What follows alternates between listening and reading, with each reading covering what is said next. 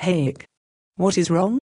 Well, Cindy, I'm concerned about the recent actions of the Bush administration and the Obama administration. I am afraid that their Keynesian beliefs of spending money in order to stimulate the economy is going to have long-term effects on our economic freedom. I also think the Federal Reserve's tinkering with the economy is causing the market to become more unstable. What do you mean, Hayek? I thought that the Federal Reserve was helping the economy, and that Obama's stimulus package was a good thing for us. Why do you think it is bad? Well, Cindy, let's look at an example. Let's assume that the economy is doing well. Unemployment is low, and people are happy. Let's say that you want to start a coffee shop. What will you do before you start a coffee shop? I will investigate things like how much it will cost to start a shop. Yes. And then I will determine how much money I will need to start the business.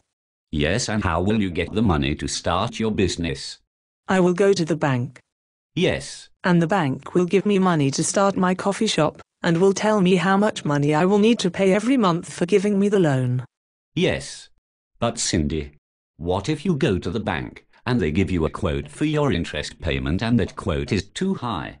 So high that you are unable to afford to start your coffee shop. What will you do? I will not start my coffee shop because it is not feasible. Yes. Now let me change the game and give you another example. What if the economy is doing bad, so the Federal Reserve takes actions like lowering interest rates, or the government takes actions with things like stimulus packages?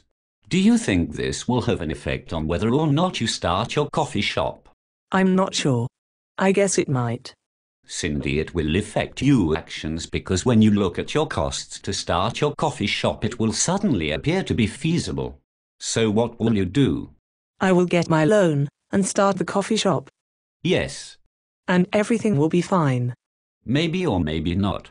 Cindy, let's assume that this theory actually works, even though it has never been successfully proven, ever.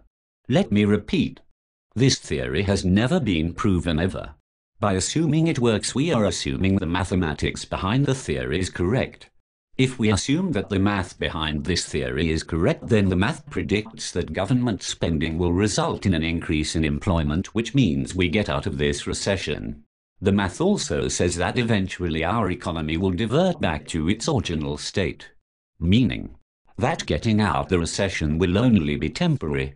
What we are left with is everything in our economy costing more. This is inflation. Wait. So if everything will go back to its original state, then we will be back in a recession.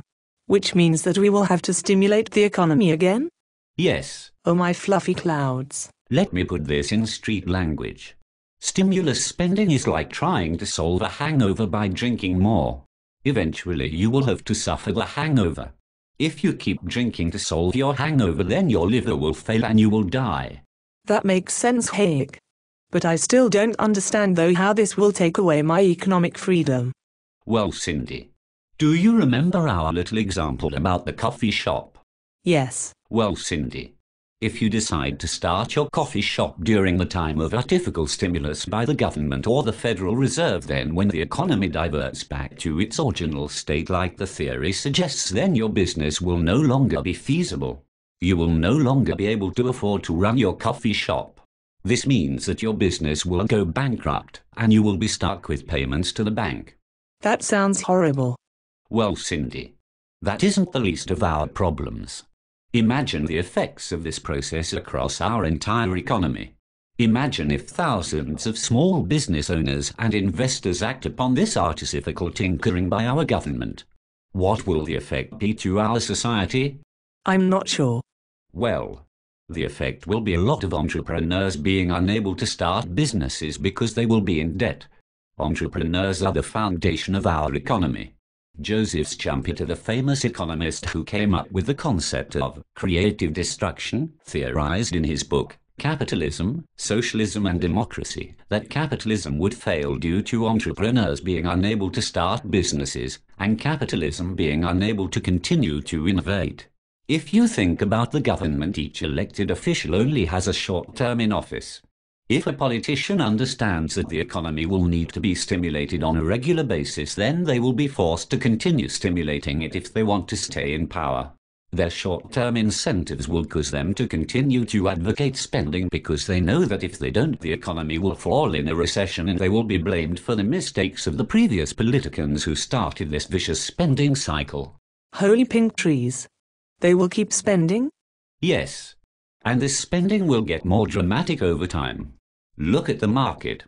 Oscillations in the market have gotten more dramatic over time ever since the Federal Reserve began playing God with the economy. Ever since the Federal Reserve was created. And now we understand that this spending eliminates entrepreneurship, eroding away the foundation of capitalism. It also leads to an expansion of government. These two factors mean that government spending and Federal Reserve actions are actually paving a road to serfdom.